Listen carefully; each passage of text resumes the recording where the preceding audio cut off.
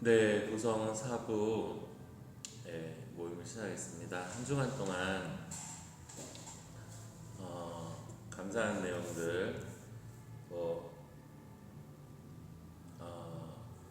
이제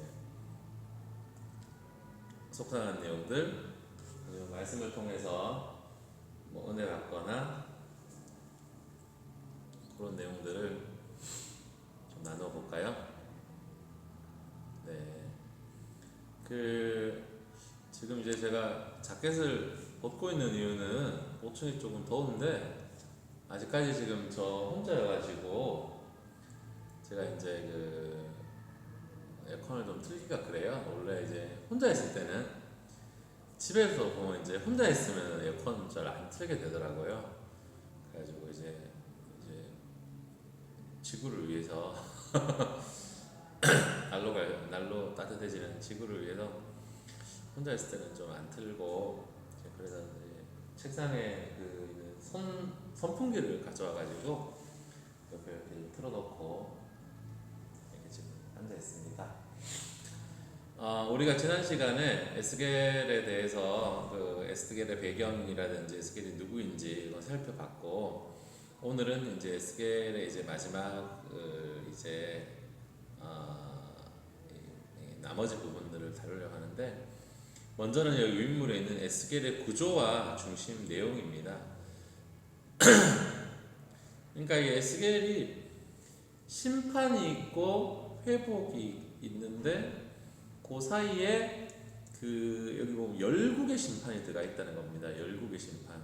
그러니까 유다의 멸망과 심판이 있고 그 뒷부분에는 유다의 구원과 회복이 있는데 그 중간에 열국의 심판이 있어요. 근데 여기 나왔던 나라들이 왜 나왔냐면 유다가 의지했던 나라들, 동맹을 맺었던 나라들, 이런 이제 나라들, 그들이 또 여호와를 알리라 이렇게 말하면서 하물며 너희는 어떻게 살아야 되겠냐? 그러면서 유다의 구원을 말하는 게 세 번째 부분에 유다의 구원과 있고, 마지막이 새 성전과 새 나라라는 겁니다. 그래서 이제 앞부분에 유다와 예루살렘을 향한 고발과 심판의 메시지에 이어가지고 뒷부분에 이제 이방 나라에 대한 심판인데, 두 번째 부분에 25장에 32장까지 이제 이방 나라에 대한 심판인데, 여기 이방 나라에 대한 심판의 내용을 보면은 두로와 이집트에 집중이 되어 있어요. 그래가지고 이 에스겔을 여기 나오는 열국의 심판에 나오는 암몬이라든지 모압, 뭐 이런 블레셋, 두로, 이집트, 에돔, 이런 나라들을 어떤 나라냐 하면은 반바벨론 동맹에 가담한 나라들입니다. 그래가지고 독립전쟁을 펼치기도 하는데 펼칠 때마다 바벨론에 의해서 진압을 당하는 겁니다. 그럼에도 불구하고 이 나라들이 반바벨론 동맹을 결성하는 이유가 뭐냐면 이집트가 계속해서 부추기는 거예요. 아수르가 등장하면은 너희들 반아수르 정책해라. 바벨론이 등장하면은 반바벨론 정책해라. 이렇게 이제 애굽이 부추기기 때문에 에스겔이 열국에 대한 심판 내용 중에 애굽에 대한 이야기가 강력하게 들어갈 수밖에 없다는 겁니다. 두로가 이집트의 지시를 받아가지고 유다를 비롯한 다른 나라들에게 이 반바벨론 정책을 펼치라고 압력을 넣는 거죠. 에스겔의 입장에서는 이집트와 두로가 유다를 멸망하게 한 이제 그런 이야기 나오는 거죠. 근데 이제 여기 보면은 열국에 대한 심판의 이야기 중에 바벨론에 대한 심판 내용에도 기록되어 있지 않아요. 먼저 딱 생각하는 거는 이 에스겔이 친바벨론주의자이기 때문에 그러한 것은 아닌가. 그런데 이제 예레미야처럼, 근데 예레미야도 보면은 바벨론에 대한 심판 이야기가 나오는 겁니다.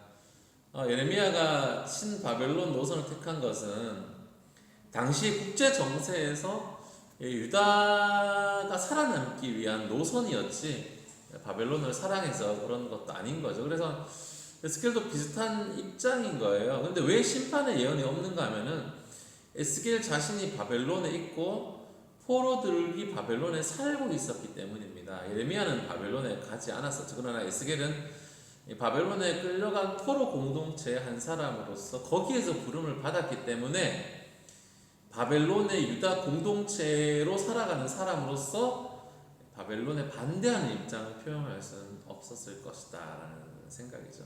그 후에 이제 회복에 대한 그 사건과 신탁들 이런 이야기들 나오고 뭐 우리가 잘 아는 그 마른 뼈가 군대가 되는 그런 이야기도 나오고 뭐 그런 것도 나오는 것인데 그 이제 그리고 마지막 부분이 새 성전, 새 나라, 회복된 성전, 성전 그림을 보여주고 측량을 보여주고 길이를 보여주고 뭐를 보여주고 하면서 이렇게 끝이 나는 겁니다. 그 에스겔의 중심 내용이 뭐냐면 심판과 회복이에요. 심판과 회복. 이게 사실은 이제 뒷장에 나오죠. 다른 이제 예언서도 동일하게 공통된 주제인데 떠나고 다시 돌아오는 여기 보면은 제가 떠나시는 하나님, 돌아오시는 하나님. 이 에스겔을 읽어보면은 하나님의 영광이 예루살렘을 떠나버리는 겁니다. 겉은 화려하지만 더러운 그 상태인 성전을 떠나버리는 그런 환상. 여기 보면은 본문을 다 실어왔죠. 8장 3절, 또 8장 6절. 여기 보면은 8장 3절 보면은 예루살렘으로 가서 안뜰로 향하는 문에 이르니 거기는 질투의 우상 그 자리가 있는 곳이다. 예루살렘 안뜰에 갔는데 거기에 질투가 일어나게 하는 우상의 자리가 있다 이렇게 얘기해요. 6절을 보면은 뭐랍니까? 여기 보면은 나로 내 성소를 멀리 떠나게 하느니라. 이게 이스라엘 백성들이 그 이제 가증한 일을 행함으로 말미암아서 이제 하나님이 성소를 떠나신다 그렇게 얘기하고 있는 겁니다. 그것도 10장 18절 여호와의 영광이 성전 문지방을 떠나서 그룹들을 먹는 성전을 완전히 떠나갔다는 거죠. 근데 이제 다시 돌아오시는 하나님 에스겔 40장 2절 보면은 나를 높은 산 위에 내려놓으시는데 성읍 형상 같은 것이 있더라. 성읍의 환상을 보여주는 겁니다.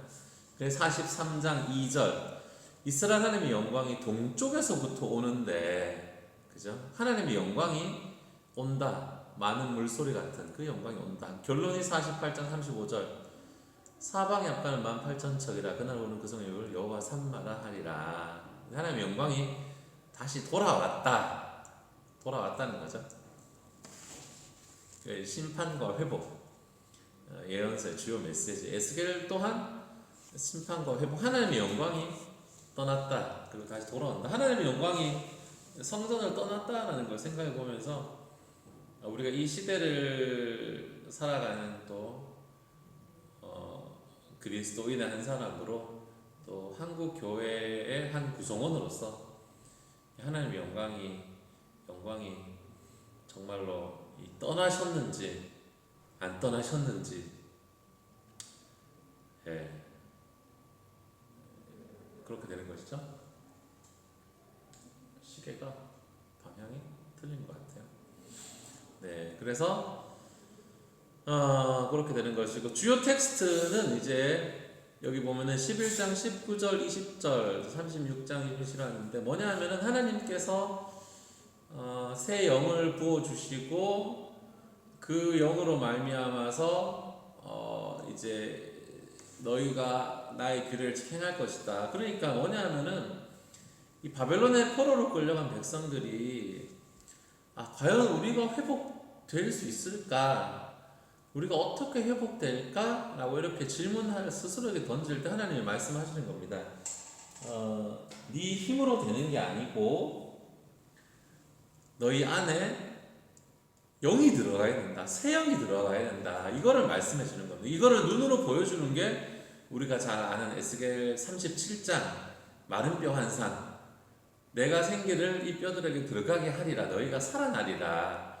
이거를 말하는 거잖아요. 그러니까 이 에스겔에서는 끊임없이 환상을 보여주고 그 영에 대한 환상을 보여주면서 이스라엘 백성이 회복되는 것은 너희들의 능력이 아니라 성령의 능력으로 하나님을 의지함으로써 너희들이 회복될 수 있을 것이다. 그렇게 말하는 겁니다. 그게 이제 이제 에스겔의 주요 이제 텍스트들, 그리고 하나님의 영광이 하여튼 떠났다가 돌아오는 것, 이것도 우리가 에스겔에서 등장한다는 것을 잘 알아두시면은 좋을 것 같아요. 그 다음에 에스겔의 신학이라는 것은 공동체, 여기 새로운 공동체, 에스겔 신학 1 새로운 공동체인데 두 개의 유대인 공동체라는 겁니다. 그러니까 그 바벨론에 있는 유대인 공동체에 이제 에스겔이 소속돼 있잖아요. 그러니까 본국의 이제 나라는 멸망을 했고 바벨론의 포로로 잡혀간 유대인 공동체가 앞으로 새로운 이스라엘을 건설하게 될 주역이라고 예언하는 거예요. 예레미야도 같은 말을 했는데 여기 보면 무화과 나무 비유 24장 5절, 내가 이곳에서 옮겨 갈대아 땅에 이르게 한 유다 포로를 이 좋은 무화과 나무같이 잘 돌볼 것이다. 그러니까 포로로 옮긴 이 사람들이 좋은 무화과 나무다, 이렇게 말하고 있는 거죠. 그리고 8절을 보니까 시드기야와 고관들과 남은 자로서 이 땅에서 남아있는 자와 애굽에 사는 자들을 나쁜 무화과 같이 버리되, 이렇게 말합니다. 이 에스겔에서도 비슷한 말이 나옵니다. 이 11장 17절부터 일이 쭉 나오는 건데, 이제 이 너희를 다시 이제 거기로 가가지고 다시 거기서 시작하겠다라고 이제 에스겔의 이제 포로에 있는 공동체를 향해가지고 너희들이 다시 돌아가지고 예언한다는 겁니다. 그러니까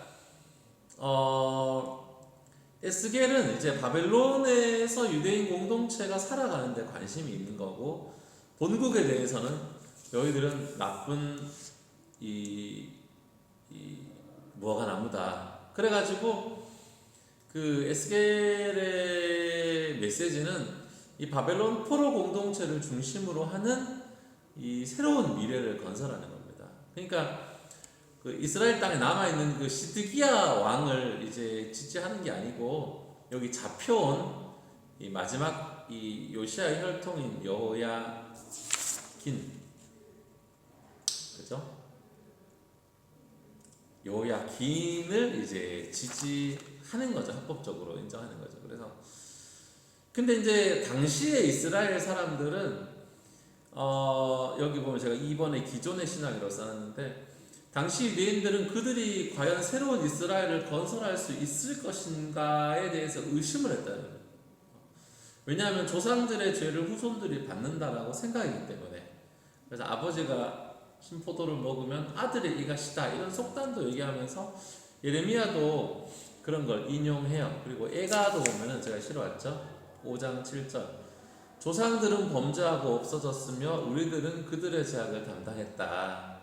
에스겔은 20장 4절 보니까 너는 그들에게 그들의 조상들의 가증한 일을 알게 하여, 그러니까 이스라엘이 처음부터 범죄했다 강조하는 거죠. 그래서 이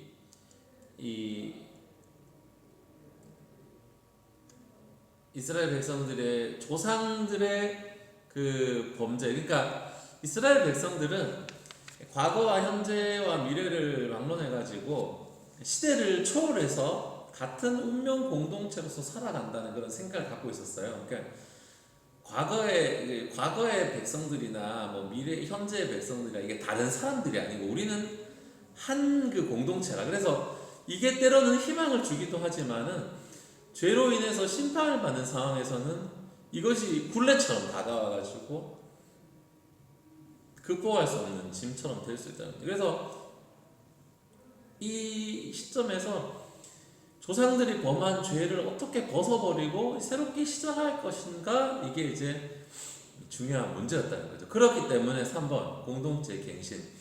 그렇기 때문에 이 바벨론의 유대인 포로 공동체를 중심으로 한 이 에스겔은 이 신학을 바꿔야 되는 겁니다. 이 조상들로부터 죄가 이어졌다는 신학을 바꿔야 되는 겁니다. 그래서 14장 20절에 보면은 노아 다니엘 욥이 있을지라도 자기의 공의로 자기의 생명만 건질 것이다.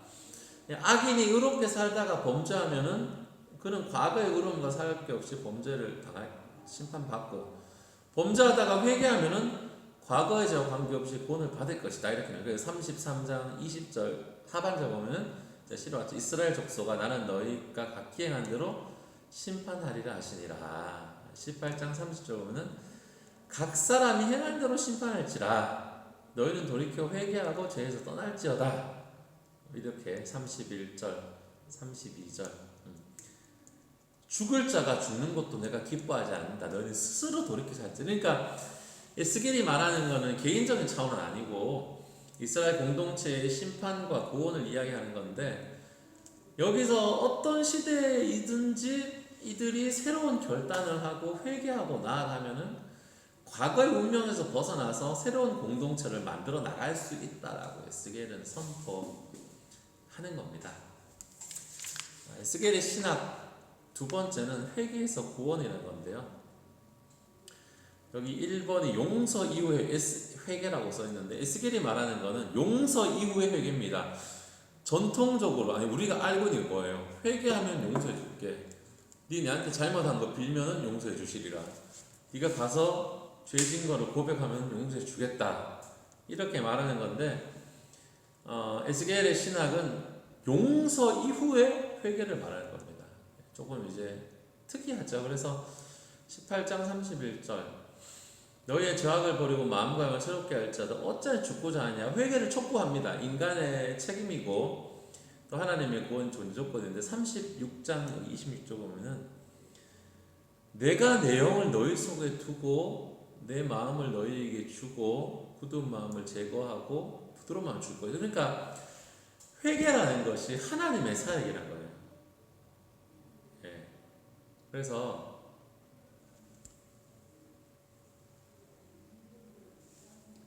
집사님 안녕하세요. 집사님 제 혼자 떠들던 거 거의 끝나가는데 제가 조금만 더 할게요.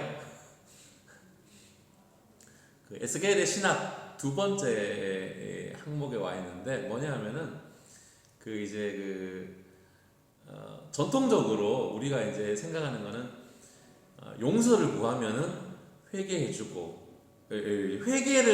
회개하면은 용서해주고 그런 거잖아요. 회개하면은 잘못했다고 시인하면 용서하고 이러는 건데, 에스겔의 신학은 뭐냐 하면은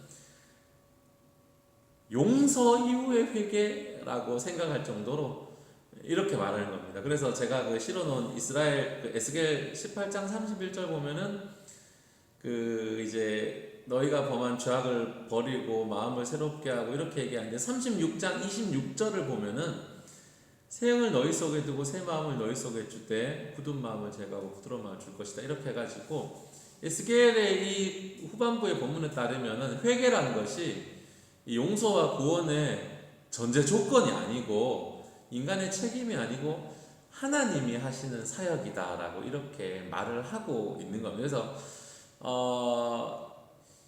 인간이 회개를 해야 하나님이 용서해 주는 것인가, 아니면 인간이 먼저 하나님이 인간을 구원하시고 용서해 주시고 그때 인간이 깨달아 가지고 회개케 하는가, 그런 거죠. 그래서 그 포로기 시대에는 이게 이제 이스라엘이 회개해 가지고 용서를 받고 구원받는 그런 생각은 이제 아예 이제 이들이 이제 완전 이제 내려놓고 하나님이 이스라엘의 구원을 온전히 주관하신다 이렇게 보는 겁니다. 그래서 우리가 에스겔 37장 마른 뼈 사건에도 마른 뼈가 어떻게 살아나는가 하면은 하나님에 의해 가지고 마른 뼈들이 생기를 얻고 살아간다. 그러니까 이 도저히 너무 썩어가지고 이스라엘이 회개를 통해 가지고는 구원과 회복의 가능성이 없는 이 시대를 살아가는 자들에게 에스겔이 이제 놀라운 말씀을 선포하는 거죠. 회복의 가능성이 없는 자들에게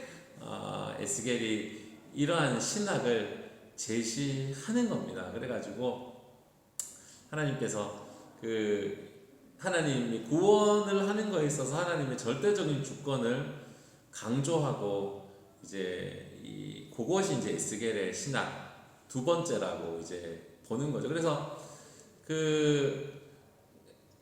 또 뒤에 보면은 이스라엘 백성이 심판받음으로 말미암아서 하나님의 이름이 뭐 더럽혀진다 뭐 이런 이야기가 나오는데, 그래서 하나님이 왜 이스라엘을 살려주시냐 하면은 하나님의 이름 때문에 이스라엘을 살려주신다, 이렇게 이제 뭐 그렇게 겉으로 이제 나오고 있는 거예요. 그런 내용들이 이제 에스겔의 이제 포로기를 살아가는 이스라엘 백성에게 회개하면 너희 용서해 줄게 뭐 이런 내용이 아니고, 하나님이 이제 먼저 용서해 주시고 그것을 깨달은 자가 회개하는 이런 식의 말씀을 선포함으로써 다시 한번 희망을 주고 다시 한번 포로기를 살아가는 자들에게 이제 회복의 가능성을 제시하는 것이 바로 이스라엘이죠. 그래가지고 이제 이스라엘이 이제 에스겔의 마지막 부분이 성전에 대한 환상을 보여주고 새 창조, 새 미래를 보여주면서 마치 막 에돔동산 같은 그 미래를 보여주면서 에스겔이 마무리되어지고 있는 겁니다. 그러면서 이제 에스겔의 마지막에 이제 마지막 부분에 나오는 것이 여호와 삼만, 하나님께서 여기 계신다. 요거로 이제 에스겔이 마치고 있는. 그러니까 바벨론 포로 공동체가 어떻게 나아가야 할 것인지, 또 그런 이제 그들이 새롭게 꿈을 꾸고 이런 것들을 에스겔이 제시해주고, 이 포로 공동체가 이제 성전이 이제 이들은 성전을 잃어버리고 나라도 잃고 이제 왔기 때문에 이 성전이 중심이 되는 그런 사회를 염원하고 있는 자들을 향해 가지고 새 성전 이야기의 여호와 삼마라는 이게 합쳐지면서 이 하나님께서 이 성전이 중심되는 이 하나님이 함께 계시는 그런 하나님 나라에 대한 이야기들을 에스겔이 함으로써 그렇게 바치고 있는 거예요. 포로로 끌려왔지만 남은 자들이 너희이고 너희들 새로운 백성으로 회복될 것이다를 말하는 것이 에스겔의 마무리입니다. 오늘 이렇게 해서 여기까지 하고요. 집사님 오랜만에 또 여기서 만나 뵙는데 저희 수련회 계획해야 되는데 어떻게 14일 주일날, 그냥 제 생각으로는 주일날 저녁 때 이렇게 잠깐 교회 온 김에 뭐 모여가지고 뭐 이렇게 약간 뭐랄까 좀 내용성 있는 뭐 수련회 같은 뭔가 좀 중심 강의라도 주제 강의라도 좀 하든지 뭐 기도라도 좀 하든지 하고, 15일 같은 경우에는 어디 뭐 가까운 데라도 나가가지고 뭐 이렇게 도시락이라도 까먹고 들어오면 어떨까 이렇게 생각했는데요. 집사님 어떠신지요?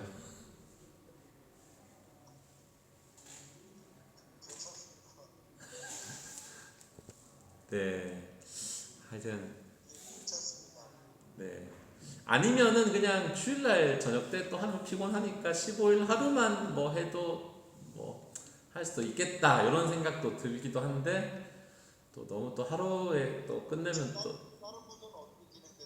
다른 부서는 아무 생각 없이 5, 6, 7, 8 무슨 생각하면 잘 모르겠습니다. 그래서 1, 2, 3, 4 알아서 그 사람들 할 거고, 우리도 지금 해야 되는데 다른 부서 지금 아무도 총 때매는 사람 없어가지고 좀 지지부진한데, 일단은 뭐 날짜는 목회자들에게는 그렇게 얘기는 해놨어요. 그 날짜가 어떤가 해가지고. 그래서 뭐 주일날 저때 교회에서 뭐 좀 하고 다음날 또 모여가지고 하고, 요게 뭐 힘들면 아니면 15일날 하루만 해도 되긴 한데 너무 단촐하게 하면 또 그럴까봐. 네. 그쵸 뭐. 예. 그래가지고 뭐 주일날 저녁 때 뭐 모여서 저녁 먹고 뭐 기도회를 하든지 아니면 뭘 하든지 뭐 좀 하고, 뭐 15일날은 뭐 나가서 뭘 레크레이션을 하든지 아니면 뭐 뭘 하든지 하고, 뭐 점심을 먹고 좀 그쵸. 네. 점심 먹고 뭐 헤어지고 뭐 너무 늦게까지 하지 말고 또 그날은 예. 아 그런 것도 좋죠. 예. 예. 돼가지고 하신 적 있으면은 하시고 이제 네. 하면 될 것 같아요. 네. 그렇게